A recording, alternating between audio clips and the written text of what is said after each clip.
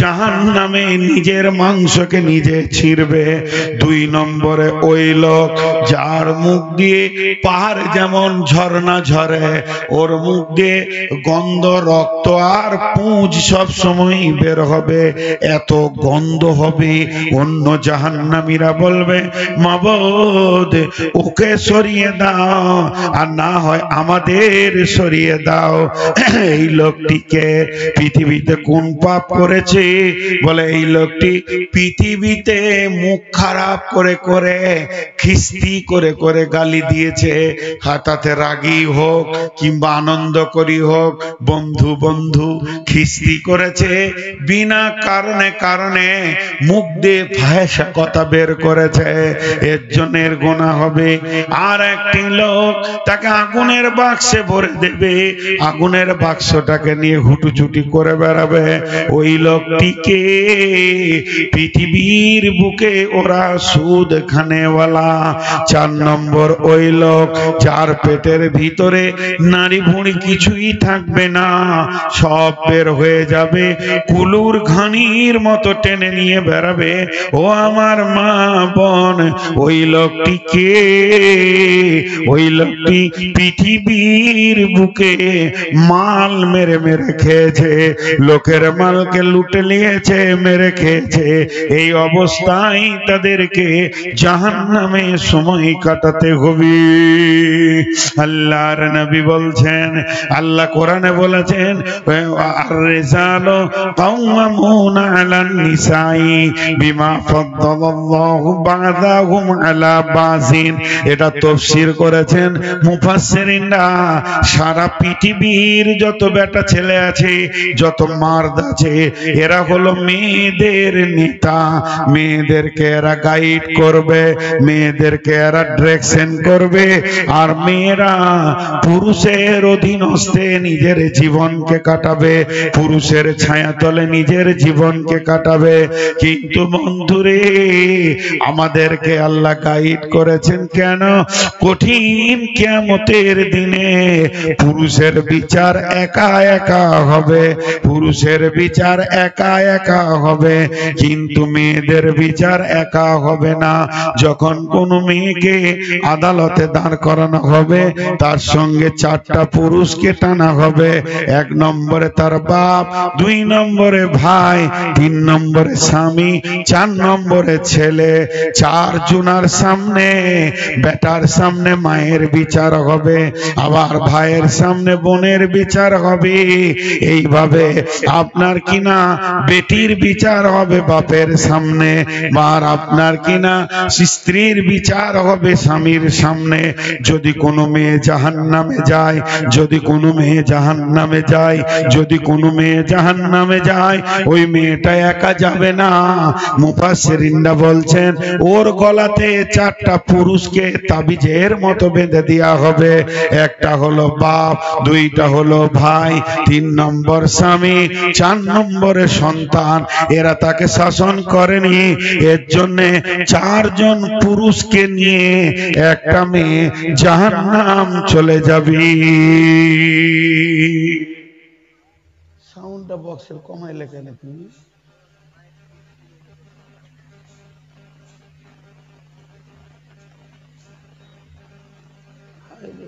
Mic ম্যানদের রোগই আছে, একটু না জ্বালাইলে মনে মনে ভাবছে মৌলভিটা বেশ বকছে, তো একটু জ্বালাইলাম না, এটা কি আমার জালসা চালানো হলো, একটু জ্বালিয়ে লে শেষকালে একটু জ্বালিয়ে লে।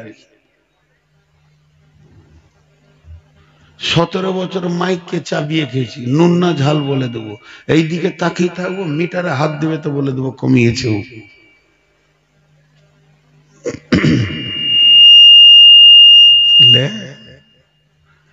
তো ভাইয়েরা আমার, আমি খালি হুঁশিয়ারির জন্য কথা বলছি, আমি তাহলে হুঁশিয়ারির জন্য কথা বলছি।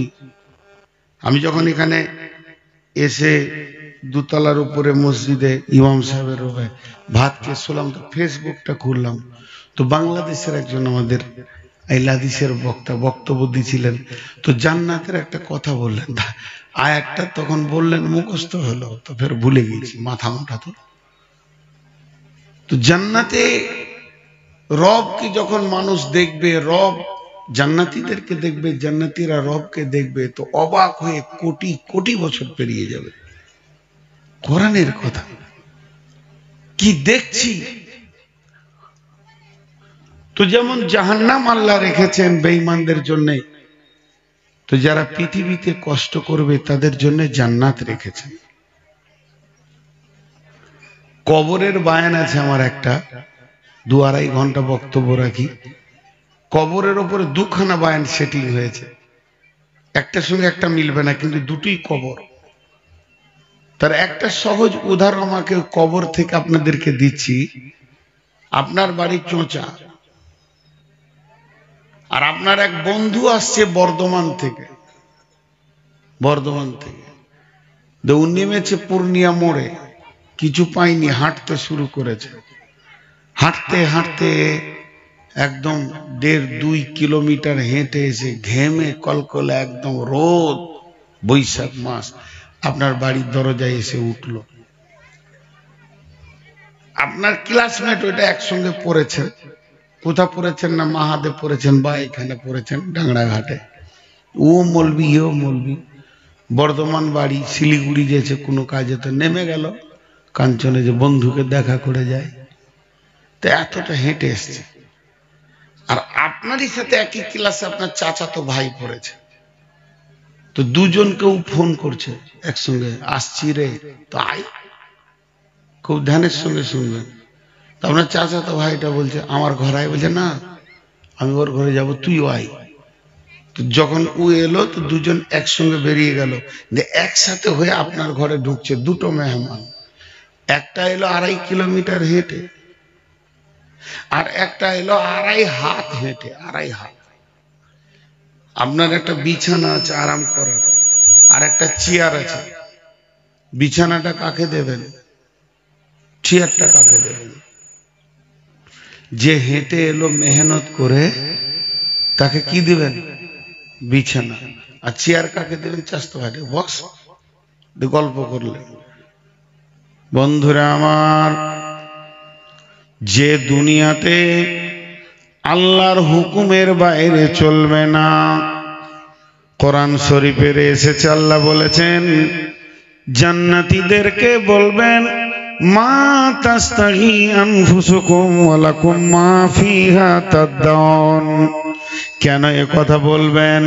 হাদিসের মধ্যে আছে আমার রব জান্নাত আর জাহান্নামকে কাছে করবেন তার কুদরতে। কাছে করার পর জান্নাত আর জাহান্নামের মধ্যখানে একটা পশুকে জবাই করে দিবে। ওই পশুটা যখন মরতে মরতে নিস্তেজ হয়ে যাবে, মরে যাবে, আমার রব জান্নাতি আর জাহান্নামীদেরকে ডেকে বলবেন ও জাহান্নামীরা তোমরা শোনো, ও জান্নাতীরা তোমরা শোনো, এই পশুটার নাম হলো মত। আজকে আমি মতকে জবাই করে দিলাম, মতকে মেরে দিলাম, আর তোমাদের মত হবে না, জাহান্নামেও মত হবে না, জান্নাতেও মত হবে না। আমরা পৃথিবীতে যত সুখে থাকি দুঃখে থাকি, মত কিন্তু একবার হবে। মত কাছে আসছে, কিন্তু জান্নাতে কোনো মত হবে না, জাহান্নামে কোনো মত হবে না। আল্লাহ তাবারক ওয়া তাআলা জাহান্নামীদেরকে ঘোষণা দেবেন ও জাহান্নামীরা আমি তোমাদের উপরে রাজি আছি, নারাজ আছি, কোনোদিন রাজি হব না। আর জান্নাতীদেরকে বলবে ও জান্নাতীরা আমি তোমাদের উপরে রাজি আছি, কোনোদিন নারাজ হব না। আল্লাহ বলবেন যে শোনো মা তাস্তাহি আনফুসুকুম ওয়া লাকুম মা ফিহা তাদদাউন। পৃথিবীতে তোমরা নিজের মন মতো চলতে পারোনি, রবচাহি চলেছো। যে কোনো কাজ করতে গেছো আগে তোমাকে ভাবতে হয়েছে এটা আল্লাহ বলেছেন কিনা, রসুল করেছেন কিনা, আল্লাহ বলেছেন কিনা, রসুল করেছেন কিনা। আল্লাহ যদি না বলেছে তুমি পেছিয়ে এসেছো, রসুল যদি না করেছে তুমি পেছিয়ে এসেছো। তার মানে দুনিয়াতে প্রতি সেকেন্ডে ভেবে তোমাকে ভেবে ভেবে ভেবে ভেবে পা ফেলতে হয়েছে। এক কথায় দুনিয়াতে তুমি রব চাহি চলেছো, জান্নাতে তুমি মন চাহি চলবে। আর দুনিয়াতে যে রব চাহি চলবে না, মন চাহি চলবে, তাকে জাহান্নামে রব চাহি চলতে হবে। জাহান্নামটা হবে রব চাহি জীবন, আর জান্নাত হবে মন চাহি জীবন। জাহান্নামে স্বাধীনতা থাকবে না, যেমন করে আল্লাহ রাখবে অমন করে থাকতে হবে। পৃথিবীতে আমরা স্বাধীনতা নাই, আমরা আল্লাহর মতো করে রয়েছি। জান্নাতে আল্লাহ হাতের ডোরা খুলে দিয়ে বলবে, এখন তোরা স্বাধীন হয়ে যা, আনন্দে উৎফুল্ল কর। আর পৃথিবীতে যারা আল্লাহ মানে না, রসুল মানে না, মাথার চুল রেখেছে মাস্তানের মতো, স্বাধীন জিন্দেগিকে গ্রহণ করে নিয়েছে। ইহুদির মতো কাপড় চোপড়, চলাফেরা বেঈমানের মতো, দাঁড়িয়ে পেচ্ছাপ, নামাজ নাই, রোজা নাই, জুয়োতাসে ভর্তি, স্বাধীনতাকে গ্রহণ করে নিয়েছে। আল্লাহ বলছে মরার পরে পরেই হাত করে লেগে যাবে, এবার রব চাহি জিন্দেগি তোমার চলবে। ওর জন্যে যারা পৃথিবীতে বড় পেরেশান, আল্লাহর হুকুম নিয়ে পেরেশান, পেশাব দাঁড়িয়ে করা যাবে না, রসুলের তরিকা নিয়ে পেরেশান, আল্লাহর হুকুম নিয়ে পেরেশান, ওই লোকটা যখন কবরে যাবে, আমার রব বলবে গোলাম তুমি অনেক পেরেশান হয়ে এসেছো, এবার তুমি আনন্দের ঘুমে ঘুমিয়ে যাও, আর তোমাকে কেউ ডিস্টার্ব করবে না।